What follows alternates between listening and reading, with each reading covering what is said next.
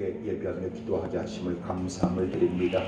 코로나의 사태와 그 위험 속에서 아버지 저들을 지켜주시고 안전케 하여 주시옵시고 아버지 하나님여 속히 아버지 하나님 안정되어져서 이 모든 사태가 종결되게 하시고 오직 아버지 주님 앞에 예배하며 또 아버지 하나님여 기도하며 아버지 말씀을 공부하며 아버지 하나님여 그 말씀들을 깨닫게 되어지는 놀라운 역사, 그 기쁨과 그 은혜와 또 아버지 성령의 감화 감동하심을 통하여서 우리들 속에서 연약했던 복음들이 강건하게 되어지는 역사가 저희들 가운데 나타날 수 있고 새로워질 수 있도록 늘 함께해 주옵소서.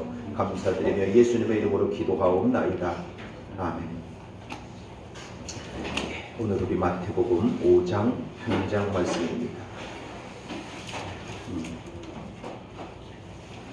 마태복음이 아니라 마가복음이죠. 마가복음 5장 한 장 말씀만 보겠습니다. 왜 이래요? 자, 우리 주보에 있는 우리 질문부터 함께 합독하십니다. 1번, 군대 귀신은 예수님을 만나자 스스로 그의 떼에게로 들어가기를 요청하고 허락받자 바다에 몰사했습니다. 군대 귀신이 증거하는 예수님이 누구인지 말하고 있는 구절은 2번, 가인과 아벨이 제사 중에 아벨의 제사만 받으셨는데 아벨의 제사는 믿음의 제사였기 때문입니다. 혈루증 여인이 고침을 받고 구원받은 것은 무엇 때문인지 말하고 있는 구절 들은 이렇게 되죠. 세 번째, 죽게 된 딸을 고침받고자 예수님을 찾아온 회당장 야이로는 집에 도착하자 딸이 죽었다는 소식을 듣게 되는데 이때 예수님이 그에게 요구한 것이 무엇인지 말해주고 있는 구절은 우리 5장 말씀을 함께 합독하십니다. 예수께서 바다 건너편 거라사인 지방에 이르러 배에서 나오심에 곧 더러운 귀신 들린 사람이 무덤 사이에서 나와 예수를 만나니라. 그 사람은 무덤 사이에 거처하는데 이제는 아무도 그를 쇠사슬로도 낼 수 없게 되었으니 이는 여러 번 고랑과 쇠사슬에 매었어도 쇠사슬을 끊고 고랑을 깨뜨렸음이로라.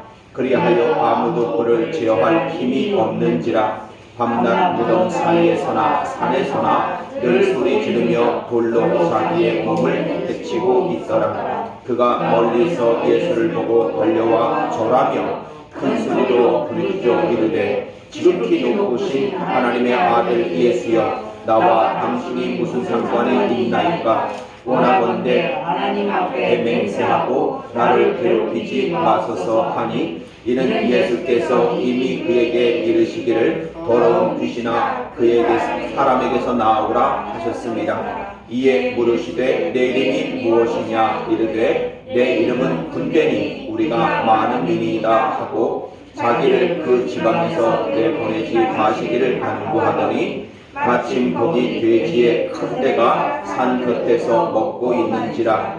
이에 간구하여 이르되 우리를 돼지에게로 보내어 들어가게 하소서 하니 허락하신데 더러운 귀신들이 나와서 돼지에게로 들어가매 거의 2,000마리 되는 떼가 바다를 향하여 비탈로 내리다라. 바다에서 몰사하거늘 치던 자들이 도망하여 읍내와 여러 마을에 말하니 사람들이 어떻게 되었는지를 보러 와서 예수께 이르러 그 귀신 들렸던 자, 곧 군대 귀신 씹혔던 자가 옷을 입고 정신이 온전하여 앉은 것을 보고 두려워하더라.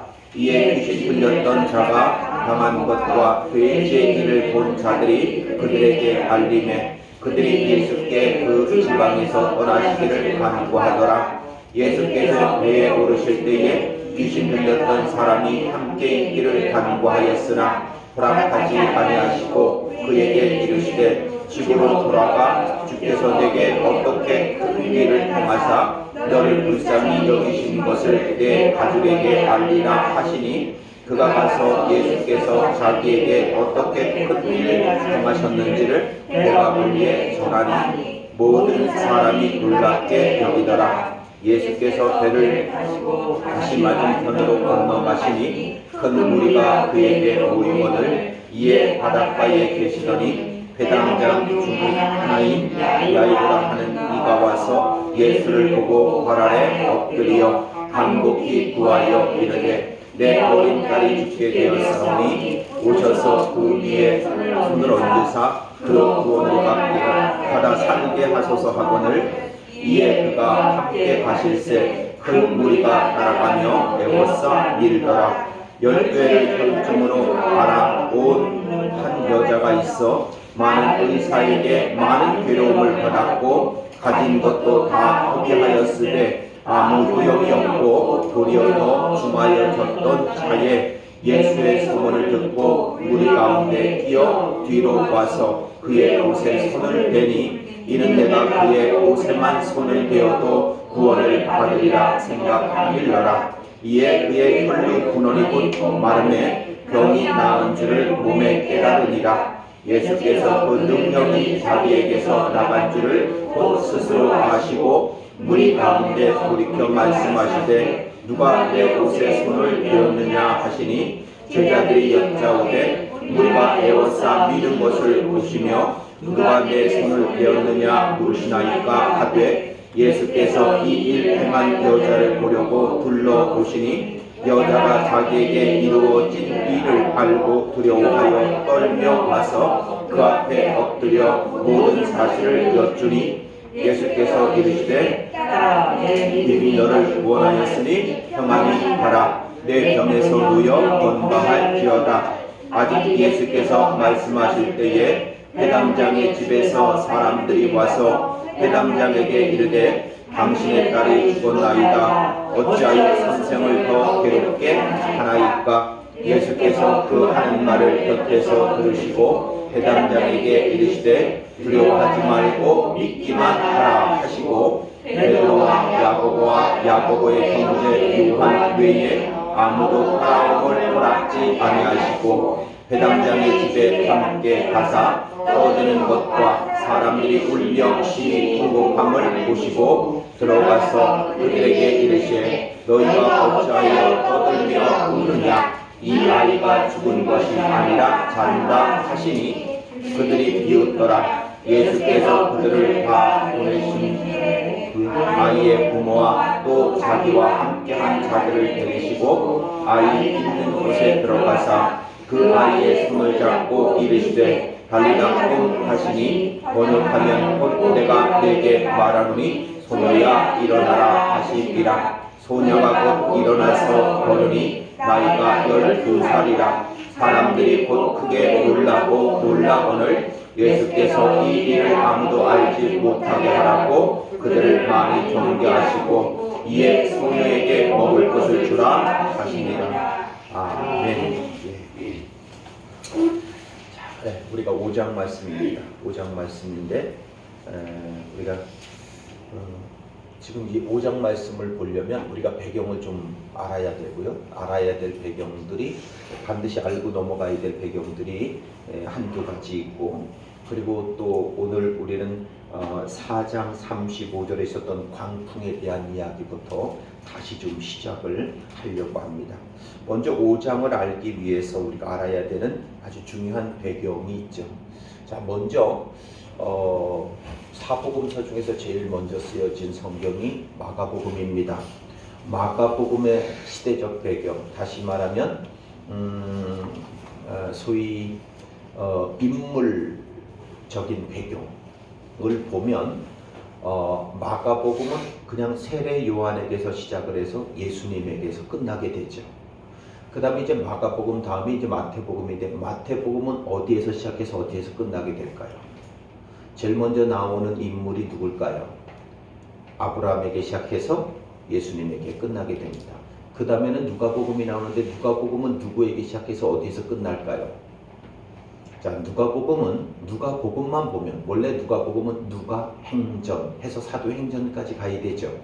그런데 누가복음만 보면 아담에게 시작해서 예수님에게 끝나게 됩니다. 그리고 누가행전, 사도행전까지 가면 어디까지 가요? 거기에서 사도들, 특별히 베드로와 바울에게까지 가고, 그 바울은 곧 누구를 품고 있냐면 이방인을 품고 있어요. 거기까지 가게 되죠. 자, 그래서 우리가 누가복음은 행전까지를, 사도행전까지를 포함하는 개념으로 항상 가지고 있어야 된다. 자, 그 다음에 요한복음은요. 누구에서 누구로 끝나게 될까요? 요한복음은요.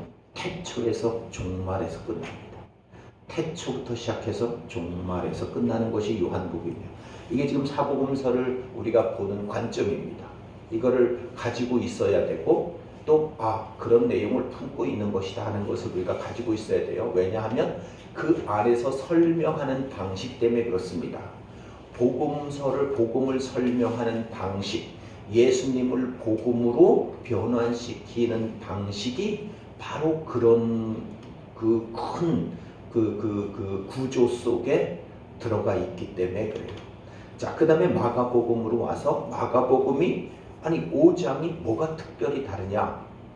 5장이 특별히 지금부터 다른 시각이 가져야 되는 이유는 지금까지는 갈릴리와 가버나움 주변에만 있어요. 게네사렛, 그죠? 벳세다.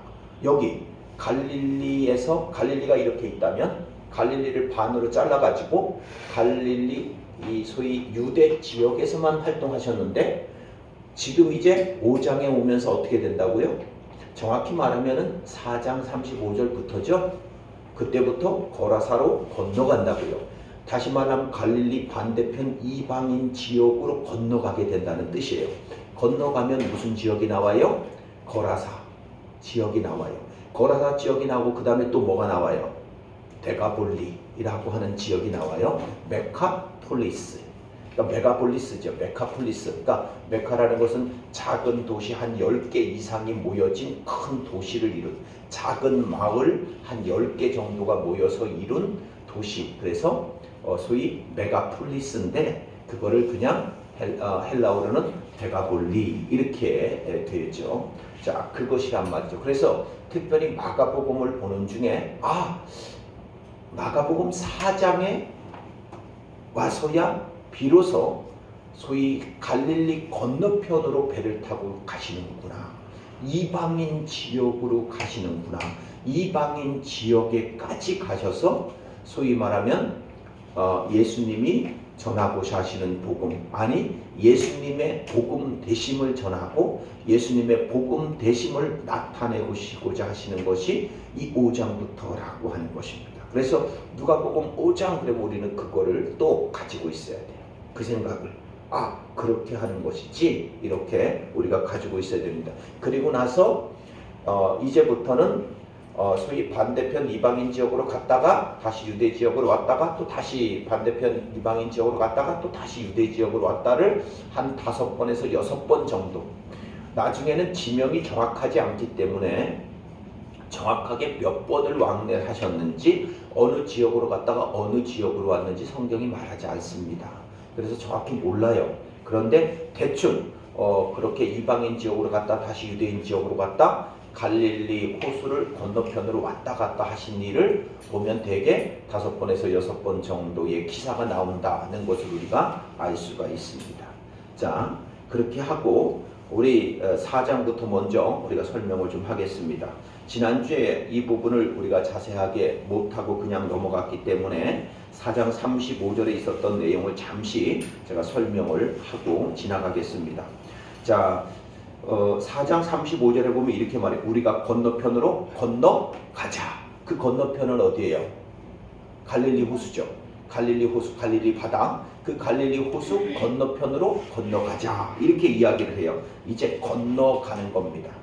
이거를 우리가 이 안에 있는 의미, 단어 속에 가지고 있는 의미나 아니면은 이야기 속에 가지고 있는 의미들을 다 이야기를 하려면 우리는 지금 성경을 통독해서 읽어나가는 과정이기 때문에 그것까지 지금 다 말하기는 어려워요. 다시 말하면 물이라고 하는 것, 바다라고 하는 것이 상징하는 바가 뭔지, 성경 전체 용례 속에서 이 바다가 어떤 모습으로 말하고 있고 쓰여졌는지 이런 것들을 지금 우리가 다 말하기는 어려워요. 그냥 간단하게 소위 말하면 퉁쳐서 바다를 뭐라고 말했어요? 세상을 말한다 그랬죠. 그 세상에는 항상 뭐가 불어요? 광풍이 분다 그랬어요. 지금은 코로나의 광풍이 불고 있잖아요. 그런 광풍이 불면 제자들이 느끼던 것처럼 사람들은 뭐라고 느껴요? 죽겠네요. 우리가 죽겠다고 그렇게 느끼는 겁니다. 이 광풍이라고 하는 단어는 한 단어가 아니라 두 단어예요. 하나는 광, 또 하나는 풍, 이렇게 두 단어가 합쳐져서 나옵니다. 그래서 한 단어로 된 그런 그 명사라든가 또 아니면 형용사라든가 이렇게 나오는 단어가 아닙니다. 그냥 광이라고 하는 것은 뭐고 풍이라고 하는 것은 뭔지 이렇게 나누어서 나오게 되죠. 그래서 광이라고 하는 단어는 랄랍스, 그냥 폭풍이라고도 하는데 이 폭풍은 어떤 폭풍이냐면 회오리 바람을 가리키는, 돌면서 올라가는 큰 바람을 가리키는 단어가 랄랍스라고 하는 그런 단어입니다. 이거를 그냥 광 그래요. 그냥. 그 다음에 이제 풍 그러면은 그냥 아네모스죠. 이거는 그냥 소위 말하면 바람인데 무슨 바람이냐 하면 호흡하다 또는 흔들다 라고 하는 뜻을 가지고 있는 아네모스라고 하는 단어입니다. 이것의 어근이 아에미라고 하는 단어의 어근을 가지고 있죠. 마태복음에서는 이 광풍을 뭐라고 말했냐면 큰 놀 이랬어요. 이 큰 놀이라고 하는 단어는 세이스모스 이렇게 얘기를 해요. 세이스모스라고 하는 말은 세이스라는 어근을 가지고 있는데 흔들다, 또 동요시키다, 또 충격을 주다, 또 지진 또는 공갈 이런 뜻을 가지고 있는 단어예요. 이게 그러니까 어떻게 공갈시켜요? 우리 이런 사태가 오면 우리 죽겠네 라고 하는 것으로 우리에게 충격을 주고 우리를 공갈시키는 거죠. 바다 위에서 일어나는 그 큰 바람은 항상 우리는 그거를 겪을 때마다 이제 죽겠네, 아니 그 죽음이 오기 전에는 죽음에 대한 두려움도 아니면 그 삶을 하나님이 원하는 삶으로 올바른 것들을, 세상의 것들을 추구하는 것이 아니라 하늘을 추구하면서 올바른 진리를 찾아야 되겠다고 생각도 안 하고 살았잖아요. 이 세상에서 맛있는 거 찾아다니고 즐거운 거 찾아다니고 행복한 거 찾아다니고 즐기면서 살겠다고 했었죠. 죽음이라는 게 내 바로 눈앞에 와 있으니까 그때는 삶이란 무엇인가 뭐 이렇게 생각하는 거란 말이에요. 그게 인간들이거든. 그게 인간들. 이런 일 없으면 그런 생각 안 해요. 그런 생각 안 하면서 산단 말이죠. 그런데 소위 말하면 이렇게 이 큰 광풍이 불어오면, 코로나 사태가 오면 갑자기 이제 거기서 교회란 무엇인가, 예배는 어떻게 해야 되는 것인가, 내가 진짜 믿는 사람 맞는가, 이런 광풍이 불어올 때 믿는 사람은 어떻게 해야 되는가, 이런 생각한다니까요. 야, 이러다가 죽을 수도 있겠네, 내가 지금까지 뭐 하면서 살았지, 이렇게.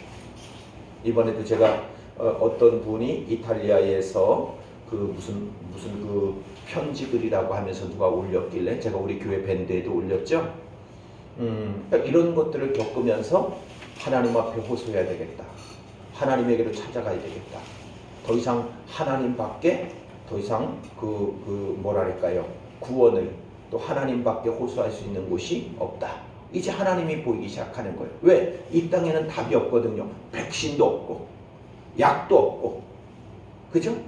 네, 코로나에 걸려버리면은 소위 말하면은 잘못하면은 그냥 죽어가는 것이고, 이탈리아는 지금 6,000명이 벌써 넘었어요. 스페인도 2,000명이 넘었고요. 어떻게 그런 일이 벌어져요? 그러니까 이상한 시절을 우리는 지금 살고 있는 거예요. 죽음이라고 하는 위협이 아주 우리에게 가까이 와 있는, 보이지도 않는 죽음이라고 하는 것이 스물스물 와가지고 바로 우리 지금 근방에까지 와 있는 거예요. 그런 시대를 우리는 살고 있는 거예요. 그런 위협을 받다 보니까 무슨 생각해요? 죽을 수도 있겠네. 지금 내가 뭐를 위해서 살았지? 사는 것이 뭐지? 인생이 뭐지? 이런 근본적이고 본질적인 질문들을 이제서야 하는 거죠. 죽음의 위험이 이렇게 오니까. 자, 그게 세상이란 말이죠. 그거를 표현하고 있는 것이 바다라고 했고, 그 바다에 부는 광풍 또는 큰 놀이라고 하는 것이 있다 그랬습니다. 거기에서 제자들이 경험하는 것은 뭐요? 우리가 죽게 되었습니다 라고 하는 거죠. 그런데 뭐가 왔어요? 하나님의 나라가 오니까 어떻게 돼요? 예수님이 곧 뭐예요? 하나님의 나라죠. 하나님의 나라가 와서 그 모든 것들을 어떻게 해요? 다스리게 되니까, 하나님의 나라가 오게 되니까 잠잠하고 고요하게 되더라는 것입니다. 그 바다에 불던 광풍도, 그 바다에 일어나던 큰 놀도 소위 잠잠하고 고요하게 되더라. 그리고 바람이 그치고 아주 잔잔하여지더라 라는 이야기입니다. 이에 제자들이 이르시되 어찌하여 이렇게 무서워하느냐? 제자들에게 이르시되 어찌하여 이렇게 무서워하느냐? 너희가 어찌 믿음이 없느냐 하시니 그들이 심히 두려워하여 서로 말하되, 뭐라고 말해요? 제자들이 그가 누구이기에 바람과 바다도 순종하는가 하였더라. 마가복음의 특징 중에 하나가 제자들이 믿음으로 승리하는 모습이 하나도 없다 그랬죠. 하나도 없습니다. 굳이 꽂으라고 한다면 하나 있어요. 그게 뭘까요? 가이사랴 빌립보에서 베드로의 신앙 고백입니다. 그건 신앙 고백이에요. 그냥 그거 외에 제자들이 믿음으로 승리하는 모습, 이런 모습은 마가복음에는 하나도 안 나옵니다. 자, 이러한 말씀을 우리가 이제 이렇게 갈릴리 호수 건너편으로 건너가면서 바로 이런 일을 겪는 거예요. 갈릴리 호수 건너편으로 건너가려면 반드시 뭐 해야 돼요? 소위 말하면 갈릴리를 호수를 건너가야 되는 거잖아요. 갈릴리 호수 중앙으로 들어가야 되는 거죠. 갈릴리 호수 한복판으로 들어가야 되는 거예요. 바다 한복판으로 들어가야 되는 거죠. 바다 한복판으로 들어가야 소위 건너편으로 건너갈 수 있는데, 그 바다라고 하는 곳이 그런 특징이 있더라라는 것을 지금 이야기를 하고 있는 것입니다. 자, 그리고 나서 이제 4장을 지나서 5장으로 지나가요. 그러니까 굳이 5장을 나누려면 저는 4장 35절 여기에서 5장을 나눴어야 맞다고 생각을 하는 거예요. 그냥. 그러니까 5장이라는 것은 너무 그렇게 장에 너무 매여 있으면 안 됩니다. 자, 이제 5장으로 넘어가는데, 이제 4장 35절에서 거사 지역으로 넘어갔으니까 5장은 어디겠어요? 그러니까 4장 35절은 정확히 말하면 이방인 지역이 아니죠. 왜냐하면 바다 한중간에서 일어난 일이니까요. 그러니까 유대인 지역에서 이방인 지역으로 갈릴리 바다를 건너가는데 중간이 있겠죠. 중간에. 우리 구약이 끝나고 신약이 오려면 기사가 없어요. 그죠? 성경에 내용이 없어요. 몇 년 동안 없어요? 거반 400년 동안 없어요. 근데 그 400년의 그 시대는 없었어요? 있었죠. 왜 그 시대는 안 나올까요 도대체? 성경은 왜 하나님은 그 시대를 그렇게 침묵하고 그냥 계셨을까요? 하나님이 그 시간에 주무시느라고 그러셨나? 왜 그 시간을 그러셨죠? 그런데 우리가 신약으로 넘어와서 신약 성경을 이해하는데 반드시 그 중간기 시대를 이해를 하지 않고 살피지 않고 신약으로 넘어가면 이해 안 되는 게 너무 많아요. 이해를 아예 할 수가 없어요. 그런데 성경에는 없어. 이거 어떡하라는 얘기예요. 그래서 뭐를 해야 돼요? 이 시대는 우리가 소위 말하면 여전히 존재를 하고 있어요. 하나님도 여전히 일하고 계시고 여전히 교회도 존재하고 있어요. 다른 형태의 모습으로 존재하고 있지만 분명히 존재하고 있다는 말이에요. 그런데도 불구하고 우리는 성경에 나와 있지 않은 400년을 살펴야 된다는 말이에요. 그거를 사다리 하나하나 사다리 칸으로 올라가는 것처럼 짚고서 넘어가지 않으면 안 된다는 말이죠. 근데 왜 그 400년을 숨겨놨을까요? 왜 400년을 그렇게 그냥 막아놨을까요? 하나님이? 자, 그런 것처럼 이방인 갈릴리 지역 유대인 지역에서 이렇게 이방인 지역으로 넘어오는데 그 중간에 있단 말이죠. 그 중간에 바로 이 광풍 사건 하나가 딱 있고, 그리고 나서 5장 되면은 이방인 지역으로 푹 넘어오는 것입니다. 자, 그리고 4장 이제 5장 이방인 지역으로 넘어왔어요. 그 지역은 어디래요? 거라사 지방이라고 그래요. 자, 1번입니다. 1번, 군대 귀신은 예수님을 만나자 스스로 돼지떼에게로 들어가기를 요청하고 허락받아 바다에 몰살했습니다. 군대 귀신이 증거하는 예수님이 누구인지 말하고 있는 구절은 그렇습니다. 그렇죠? 예. 쉽지만 아주 우리가 이 질문의 답을 찾아내고 구절을 찾아내는 데는 아주 쉽지만 엄청난 의미를 가지고 있는 말씀이에요. 그죠? 왜요? 바로 앞에서 소위 말하면은 갈릴리 바다 한 중간에서 그 큰 광풍과 큰 노를 잠잠케 하는 것을 경험했던 제자들이 뭐라고 말을 했어요? 그가 누구이기에 바람과 바다도 순종하는가 하였더라. 이게 뭐예요? 누구의 말이에요? 제자들의 말. 그런데 딱 이방인 지역 거르사 지역에 딱 넘어오고 나서 누구를 만났어요? 귀신 들린 자를 만났는데 예수님을 뭐라고 말하는 거예요? 하나님의 아들이라고 지금 말하고 있는 거예요. 귀신은 안다니까요. 예수님의 제자들조차도 아직까지도 모르고 있는데 누구는 알아요? 귀신은 알아요. 그럼 귀신이 누구예요? 귀신은 뭐예요 그러면? 이 귀신은 지극히 높으신 하나님의 아들이요, 이렇게 지금 얘기를 하고 있는 거예요. 이걸 안단 말이에요. 귀신은 안다니까요. 이 세상을 다스리고 있는 귀신은 알아요. 이 귀신의 세력, 사단의 세력, 마치 지금 우리 코로나가 사단의 세력같이 느껴지지 않으세요? 눈에 보이지도 않는데 슬금슬금 어디로 지금 우리에게로 오고 있는지 알 길이 없어. 마치 사단의 존재 같아요. 보이지 않죠? 그런데 움직여. 살아있는 생물처럼 막 움직이는 거야 지금. 사단이 도대체 뭐예요?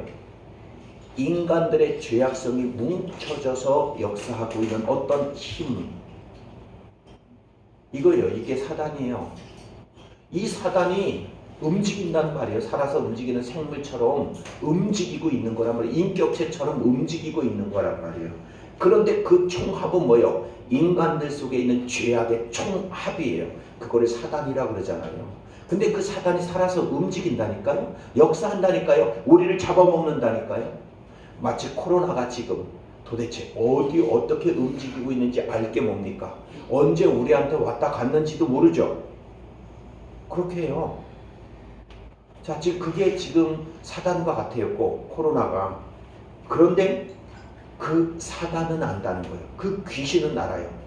지극히 높으신 하나님의 아들이라고 하는 것입니다. 바로 앞에서는요, 제자들도 몰랐다니까. 예수님의 제자들조차도 예수님이 하나님의 아들이시라고 아직까지 못 알아보고 있는데 귀신은 알아보고 있는 것입니다. 귀신은 그거를 지금 알고 있다는 뜻이 되죠. 이게 대단히 중요한 내용입니다. 그래서 자, 그 다음에 문제를 풀기 전에 여기 요 이야기를 조금 더 몇 가지를 좀 짚고 넘어갈 필요성이 있습니다. 첫 번째는 여기 보면은 그 귀신의 내 이름은 뭐냐 그랬더니 내 이름은 군대니 이렇게 나와요. 그 귀신, 그 사람에게 들어가 있는 그 귀신이 레기온이래요. 레기온이라고 하는 말은요, 로마 군대가 약 한 6,000명쯤 된 우리나라로 말하면 뭐가 될까요? 연대보다는 큰데, 그죠? 연대보다는 크고 사단보다는 조금 작고 그래요. 그런데 지금 우리나라로 말하면 한 여단 정도 되나요? 여단 규모 정도 되는 군 부대 전체를 말하는 그 뭐랄까 단위, 군대 단위가 레기온이에요. 그러니까 로마 군대의 그 군단 단위가 이 레기온이라고 하는 단어란 말이죠. 자, 그러니까 이 레기온, 우리가 많음이니이다. 이게 근데 한 사람에게 들어가 있는 거죠. 그럼 어떨까요? 한 사람에게 이 6천이나 되는 그야말로 군대, 귀신 군단이 들어가 있는 거예요. 제대로 되겠어요? 아니, 귀신 2개만 들어가 있어도 아마 오른쪽 왼쪽으로 막 갈릴 거예요. 정신 착란이 일어나겠죠. 그야말로 분열증이죠. 정신 분열이랄까, 그 미친 것일 수밖에요. 그런데 거기에 군단이 들어가 있어요. 귀신 군단이 그 속에 들어가 있으니 그게 정신 분열이죠. 정신 분열이고 정신 착란이고 온전할 수가 없겠죠. 자, 그런 상태였다는 것을 지금 말하고 있는 거죠. 그런 상태. 그래서 군대가 가지고 있는 힘의 표현을 4절에 이렇게 해요. 여러 번 고랑과 쇠사슬에 매었어도 쇠사슬을 끊어버렸고요. 고랑을 깨뜨렸습니다. 그리하여 아무도 그를 제어할 힘이 없는지라.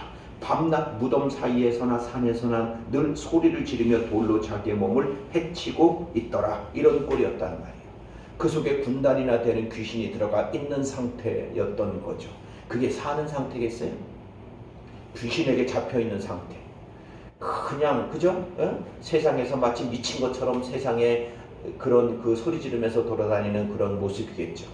자, 그런 자에게 돼지떼가 발견하고 나서 돼지떼에 들어가겠다라고 이야기를 해요. 자, 성경이 말하는 또 돼지떼가 뭐니 또 이런 거를 또 얘기를 하려고 그러는 거 아니에요. 그런 공부하려고 하는 겁니다. 여하튼 돼지떼라 그랬는데 거기 보면은 몇 마리 정도 된다 그래요? 2,000마리 정도 된다 그러잖아요. 그러니까 분명히 레기온이라고 하는 단어는 로마 군대의 군단을 가리키는 단위인데 지금 돼지떼는 2,000마리 정도로 들어갔다 그러니까 그 레기온이라고 하는 그 군대 귀신은 그야말로 적어도 한 2,000마리 이상은 된다는 뜻이겠죠. 그러나 여기서 말하는 것이 2,000마리 딱 되는지 2,000여 마리 되는지 그거는 뭐 정확하지 않아요. 지금 귀신이 돼지떼기 때문에 돼지 한 마리에 귀신 2마리씩이 들어갔는지 뭐 이런 계산 지금 하자는 거 아니에요. 자, 그렇게 돼지떼에게 들어갔단 말이에요. 그리고 바다를 향하여 비탈길로 내리다라. 바다에서 몰사하거늘. 어디 들어갔어요? 바다. 그 귀신들은 어디에 있어요 원래? 바다죠. 바다를 다스리는 자들이 뭐예요? 바다를 다스리는 자가 귀신이니까. 그죠? 바다를 다스리는 자들이 귀신이 아니라 그 귀신이 바닷속으로 들어가죠. 근데 바닷속에서 나오는 바다의 왕도 있던데 성경에 바닷속에서 나오는 바다의 왕들도 있더라고. 성경에 바다를 다스리는 자, 바다에 있는 큰 짐승 뭐라 그래요? 리워야다. 바닷속에 있는 큰 짐승. 그죠? 다니엘서에도 말하고 있고 요한계시록에도 말하고 있는 그거. 그래서 그 바닷속에서 그런 바다를 다스리는 바다의 주인인 큰 짐승들이 나오는 거죠. 리워야단이 나오는 거죠. 근데 그 돼지떼가 바닷속으로 그렇게 내려가서 몰살했다라고 지금 이야기를 합니다.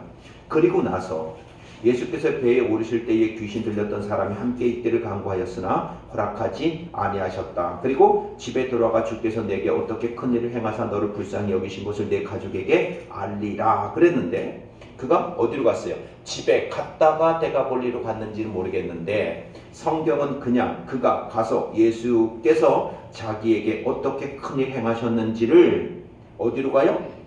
데가볼리로 갔어요.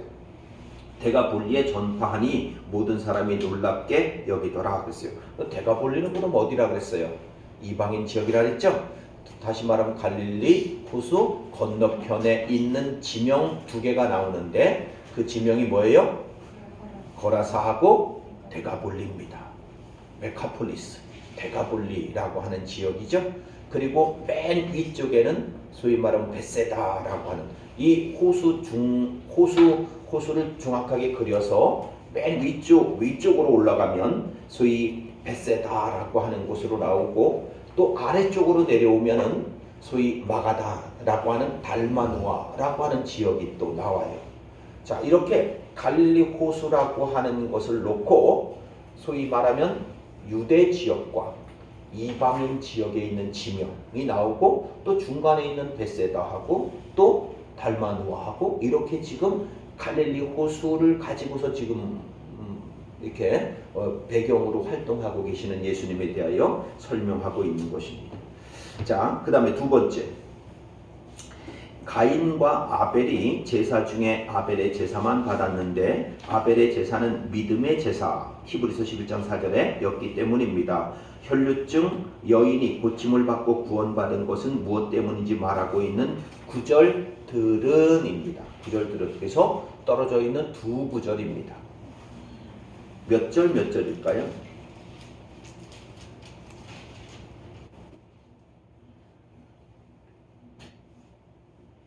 32, 34, 34, 28, 32, 33, 34 힌트를 드릴게요. 혈류증 여인이 고침을 받고 구원받은 것은 무엇 때문인지, 그러니까 구원받은 것에 대해 말씀하고 있는 구절들이 있겠죠? 34절, 20. 그렇죠? 28절, 34절 이렇게 되죠? 28절을 보면 이는 내가 그의 옷에만 손을 대어도 구원을 받으리라 생각함일러라 이랬고, 34절 예수께서 이르시되 따라 내 믿음이 너를 구원하였으니 편안히 가라 내 병에서 놓여 건강할지어다 이렇게요. 자, 여기도 혈류증이죠. 먼저 이 구조를 좀 보셔야 되는데 희한하다는 생각이 좀 안 드십니까? 21절부터 시작해서 마지막 43절 끝날 때까지 요 문맥은 아주 재미있는 구조로 되어 있죠. 영화를 만든다면, 드라마를 만든다면 한 편이라는 거예요. 한 편. 다시 말하면 지금 다시 거라사 지역에서 유대인 지역으로 다시 건너왔죠. 왜냐하면 뭐가 나와요? 회당장이잖아요. 그죠? 그리고 21절에는 그런 말이 나와요. 예수께서 배를 타시고 다시 맞은편으로 건너가시니, 다시 맞은편으로 건너오면 어느 지역이에요? 유대인 지역이죠. 그리고 또 누가 나와요? 회당장이 나오잖아요. 회당장은 뭐예요? 유대교라는 뜻이죠. 그러니까 유대인 지역으로 다시 넘어왔다는 것을 우리가 알 수가 있고, 회당장 중에 하나인 야이로라 하는 사람이 하는 이가 와서 예수를 보고 발 아래 엎드려 간곡히 구하여 이르되 내 어린 딸이 죽게 되었사오니 오셔서 그 위에 손을 얹으사 그로 구원을 받다 살게 하소서 하거늘. 우리는 여기서 예수님이 꼭 가셔야만 돼요? 안 가셔서도 되잖아요. 우리는 알잖아요. 가지 않아도, 소위 말하면 말씀만 하옵소서 그러면은 고침을 받을 줄 압니다 라고 한 사람에게 참 너 믿음이 좋다, 내 이런 믿음 보지 못했다 이랬었는데 여기 굳이 가시네. 그죠? 굳이 가셔요. 자, 그런데 여기 회당장의 딸입니다. 그 회당장의 딸을 고치기 위해서 가시는 중이에요. 지금요.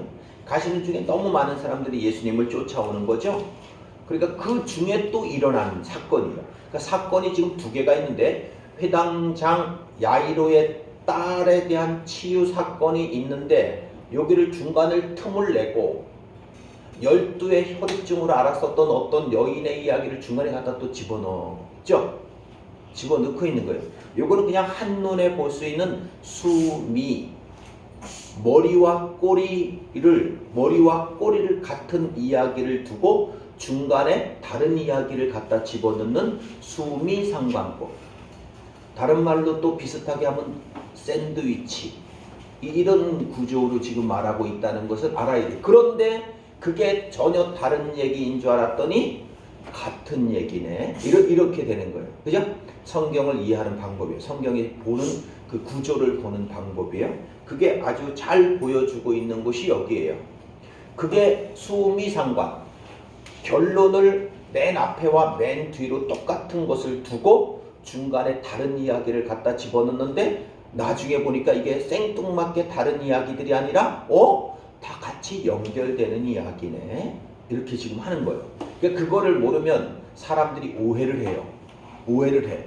그래서 안에 예를 들어서 집어넣은 어떤 사건들을 뚝뚝 띄어서 이 문맥 속에서 띄어내요. 이렇게 뚝 띄어내가지고 이것만 갖고 막 얘기를 하는 거예요. 또 그러다 보니까 성경 전체가 흐트러지는 거죠.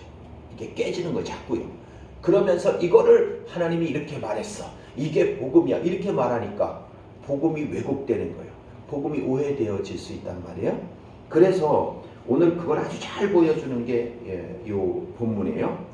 자, 다시 28절, 지금 그 12의 혈루증 앓았었던 그 여인이 왔습니다. 그런데 이 여인의 상태가 어떠냐면 26절에 많은 의사에게 많은 괴로움을 받았을 뿐만 아니라 다 허비했어요.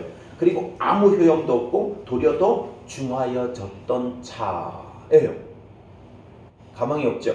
전혀 소망도 없고 가망도 없고 가능성도 없고 더 이상 어떻게 해볼 도리도 없다. 이런 얘기야. 이 상태가 어떤 상태일까요? 성경에서 말하고 있는 어떤 상태예요? 이 상태가요. 가난한 자, 빈핍한 자, 곤비한 자, 더 이상 가능성이 없는 자. 그런 자예요, 지금요. 자, 그렇게 된 상태. 그런 표현하고 앞에 거라사 지방에서 귀신 들렸던 자의 상태하고 한번 이렇게 비교를 해보란 말이에요. 이방인에게도 그런 자가 있었고요. 유대인 지역에 왔는데도 그런 자가 있어요. 그죠? 전혀 불가능한 자가. 아니 군대에 귀신이 들어가 있으면 그게 무슨 가능성이 있겠어요? 아무도 감당 못한다 그랬잖아요. 그죠? 그런데 지금 여기서 또 이제 그 얘기가 나오는 거죠. 자, 그러면서 소위 병을 고치는 것이 아니라 뭐라고 해요? 구원을 받으라. 이렇게 지금 말씀을 하고 있다는 것을 우리가 관심을 가지고 보여야 된다는 거예요. 여기서 또 옷 얘기가 나오니까 옷을 뭐 또 어떤 의미를 가졌는지 어떻게 이야기를 하고 있는지 옷이 어떤 종류가 있는지 그거 지금 얘기 못해요. 여기서 우리는 성경을 읽어 나가는 게 지금 중요하기 때문에 자 그렇게 알고서 읽어내려고 하시면 됩니다. 그 다음에 세 번째, 죽게 된 딸을 고침받고자 예수님을 찾아온 회당장 야이로는 집에 도착하자마자 딸이 죽었다는 소식을 듣게 되는데 이때 예수님이 그에게 요구한 것이 무엇인지 말해주고 있는 구절은 그랬습니다. 뭘까요? 36절이요. 그렇죠. 36절에 뭐예요? 그렇죠. 예수께서 그 하는 말을 곁에서 들으시고 회당장에게 이르시되 두려워하지 말고 믿기만 하라 하시고. 그렇죠? 뭐 하기만 하라 그래요? 믿기만 하라. 예. 이 말은 지금 쉬운 말은 아니에요. 그죠? 믿기만 하라가 무슨 뜻이야? 예수님이 뭐든지 할 수 있다는 뜻을 말하는 거야? 아니면 예수님이 고칠 수 있다는 것을 믿으라는 뜻이야? 이 도대체 이게 무슨 의미인지 잘 몰라요. 그죠? 그냥 이거 봐서. 그런데 우리는 예수님이 누구인지를 먼저 봐야 되고요. 이거는 지금 뭐를 설명하는 구조인지를 봐야 돼요. 뭐죠? 하나님의 나라예요. 하나님의 나라. 네, 하나님의 나라 속에서 어떤 일들이 일어나요? 하나님의 나라가 임하면 어떤 일들이 발생해요? 그걸 지금 말하는 거란 말이에요. 귀신이 물러가는 거죠. 그리고 또 각색 병자가 사는 거죠. 그런 일들이 일어나는 거죠. 뭐가요? 하나님의 나라가 임하면 죄성으로 있었던, 죄악에 있었던, 그죠? 죽을 것만 같았었던 이 세상이라고 하는 지옥, 땅짓자 감옥옥자, 이 땅에 붙잡혀 가지고 있었던 사단의 부역자로 살아가고 있던 귀신의 부역자로 살던 이들이 지금 뭐가 되는 거예요? 군대 귀신의 부역자로 살고 있었던 거라사인이 어떻게 된 거예요? 지금요? 구원을 받은 거예요. 이 땅의 왕인, 이 세상의 왕인 귀신의 노예로, 귀신의 종으로, 귀신의 일꾼으로, 귀신의 부역자로 살아가고 있던 그 귀신의 나라의 국민으로 살아있었던 자가 뭐 하는 거예요? 구원을 받는 거예요. 거기서 건짐을 받는 거예요. 어디로 건짐을 받아요? 거기서 건짐을 받으면 어디로 올라가요? 중간이에요? 아니요. 하나님 나라가 됐다는 뜻이에요. 귀신의 나라에서 구원을 받았으면 어디 되는 거예요? 하나님 나라가 되는 거죠. 그 얘기 지금 하고 있는 거란 말이에요. 그거를 지금 이방인 지역에도 그렇고 다시 유대인 지역에 와서 대표가 누구예요? 회당장이잖아요. 회당장은 소위 말하면은 유대교라고 하는 것의 대표잖아요. 그거를 지금 말하고 있는 것입니다. 그런데 혈우라고 하는 병을 가지고 있는 이를 가지고 말하는 거죠. 뭐에 대한 병이에요? 피라는 거.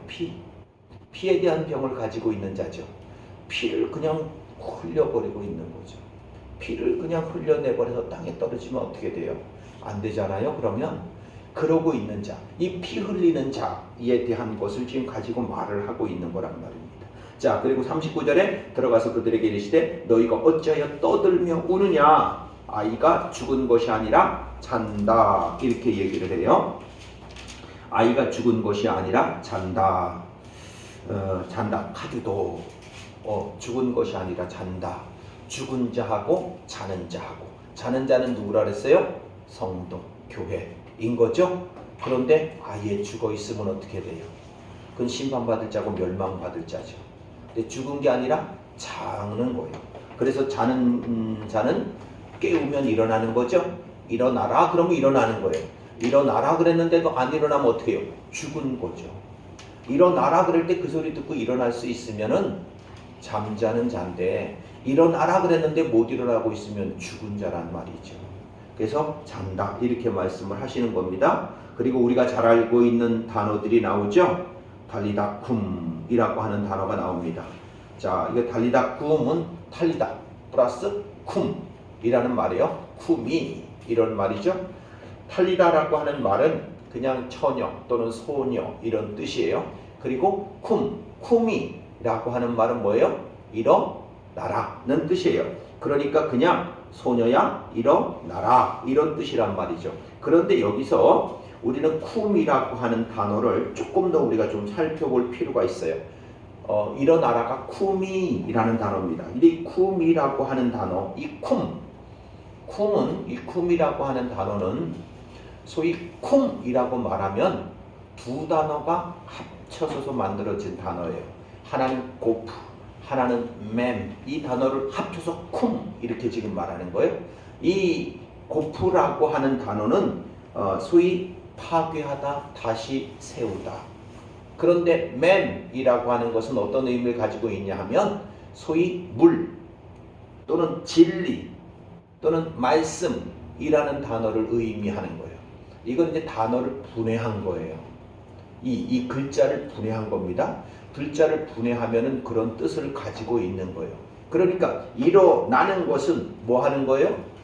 말씀과 진리와 물로 그를 파괴해서 다시 세우는 거예요. 그게 일어나는 거다라고 하는 것입니다. 자, 이거는 이제 히브리식이에요. 히브리식으로 지금 본 거죠. 그래서 다시 그를 일어나게 하다. 그래서 42절에 보면 그렇게 말해요. 소녀가 곧 일어나서라고 하는 뭐예요? 아리스테미라고 하는 단어죠. 헬라어로는 아리스테미 이렇게 그 아리스테미 이렇게 해서 그런데 그가 어떤 사람이라고요? 12살이라 이렇게 얘기를 해요. 자, 12살 된 회당장 야이로의 딸, 12회 혈육병으로 앓았었던 여인. 이게 지금 공통점으로 나오는 거죠. 근데 그 12은 뭐였죠? 그 12은 뭐였어요? 자, 12은 뭐 12제자. 아직 12제자. 마가복음은 아직 12제자 안 나와요. 이제 6장에 가면 나와요. 12제자가요. 12제자 파송하는 얘기가 이제 그 다음에 나올 거예요. 여기서 지금 12이 나오고. 다시 말하면 12은 점프를 많이 해서 현대 개념으로 오면은 하나님의 택한 이스라엘 백성 전체를 가리키는 거지만 유대 지역의 배경으로 본다면 이들은 뭐예요? 소위 12지파죠. 아직 제자 발생 안 했잖아요. 12제자가 발생이 안 됐어요. 그러니까 소위 말하면 12지파를 말하는 것이고 또 12아들들을 말하는 것이고, 자, 그렇게 그들이 가지고 있는 개념이죠. 그들에게 익숙한 거는 뭐겠어요? 지금 12지파가 지역을 나눠서 살고 있거든요. 그들이요. 여전히 그 지역을 옮겨 다니기도 했지만 여전히 그 지역을 나눠가지고 어느 지역은 어느 지파라고 하는 개념을 그들에게는 가지고 있는 거예요. 자, 그거는 유대를 전체를 지금 상징하는 표시인 거죠. 유대 전체를 말하는 거죠. 자, 그렇게 지금 말하는 것입니다. 그리고 나서 43절에 예수께서 이 일을 아무도 알리지 못하게 하라. 그들을 많이 경계하시고 이에 소녀에게 먹을 것을 주라 하시니라. 이렇게 말하죠. 먹을 것을 주라. 자, 오늘 지금 이 43장에서 마가복음 5장에서 지금 말씀하고 있는 내용 두 가지 기억해야 돼요. 구조적으로는 가버나움 지역, 유대 지역에서 이방인 지역, 거라사 지역으로 갈릴리 호수를 건너편으로 건너가신다라고 하는 거. 그런데 건너가는데 그 사건이 뭐가 있었다고요?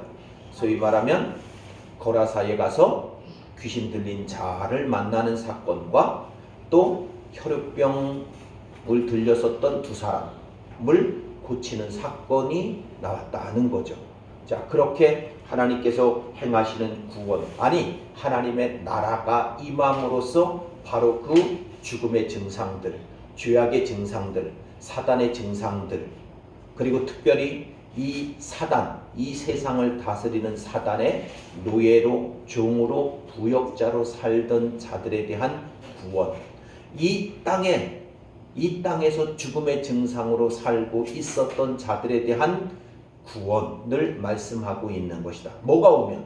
하나님의 나라, 예수라고 하는 하나님의 나라가 오면 그런 일들이 일어난다는 것을, 오직 예수 그리스도를 통해서만 이 세상, 이 땅을 다스리고 있는 죽음의 증상과, 그리고 이 땅을 다스리고 있는 귀신의 부역자로, 귀신의 종으로, 귀신의 노예로, 귀신의 일꾼들로 그렇게 부림을 받던 이들이 그 가운데서 구원함을 받고 하나님의 나라가 그들 속에 일어난다는 것을 오늘 예수 그리스도를 통해서 우리에게 보여주고 있는 것입니다. 오직 예수 그리스도만이 오늘 이 땅에 속해서 이 땅에 충성하고 이 땅에 순종하고 이 땅의 부역자와 일꾼으로 살아가던 이들이 하나님의 나라 백성으로 구원받는다는 것이고, 이 땅의 죽음의 증상을 가지고 있던 이들이 소위 말하면 하나님의 사람으로 살아나는 것을, 아니스템이 일어나는 거죠. 벌떡 일어나는 거예요. 그래서 잠자던 거기 죽음의 증상으로 있었던 그 땅에서 벌떡 일어나는 거죠. 잠자던 자가 벌떡 일어나는 것을 지금 말씀하고 있는 것입니다. 이게 하나님의 나라가 임하는 곳에 나타나는 모습인 것입니다. 오늘도 하나님의 나라가 예수 그리스도를 통해서 이루어진 그 하나님의 나라가 우리 속에서 하나님의 나라의 증상들이, 하나님의 나라의 역사들이 날마다 우리 가운데 일어나게 되기를 축원드립니다. 이러한 은혜를 구하면서 이 시간 우리 자유스럽게 잠시 기도하시고 마치겠습니다.